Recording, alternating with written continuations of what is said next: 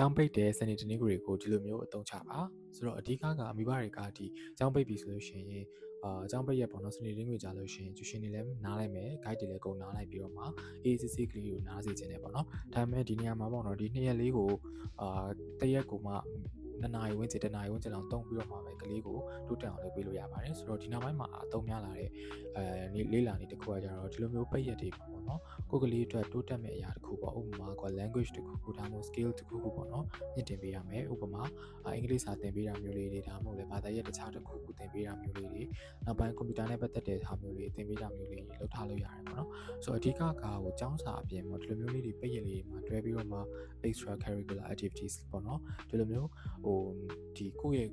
နောက်ပြင်ပပေါ့နော်ကျောင်းစာနေပြီးတော့လွဲတဲ့ဟာမျိုးလေးကိုလုပ်ပေးတာမျိုးလေးတွေဒီလေကလေးရဲ့တိုးတက်မှုပညာရေးလည်းပဲမှာပို့ပြီးတော့မှအောင်မြင်မှုတွေရရှိဖို့အတွက်ကိုအထောက်အကူဖြစ်စေနိုင်တယ်ပေါ့နော်တခြားမို့လို့လည်းဒီမိဘတွေအနေနဲ့ပေါ့နော်ဒီလိုမျိုးစနေတနင်္ဂနွေမှာကလေးတွေအတွက်ကိုကျောင်းစာမဟုတ်ဘဲနဲ့ပြင်ပကနေဒီလိုမျိုးဆရာဆရာမလေးတွေခေါ်ပြီးတော့မှသင်ကျင်နေဆိုလို့ရှိရင်လည်းတခိုင်းမြန်မာမှာအချိန်မရွေးလိုက်ရောက်ပြီးတော့မှဆက်သွယ်မေးမြန်းလို့ရပါတယ်ခင်ဗျာ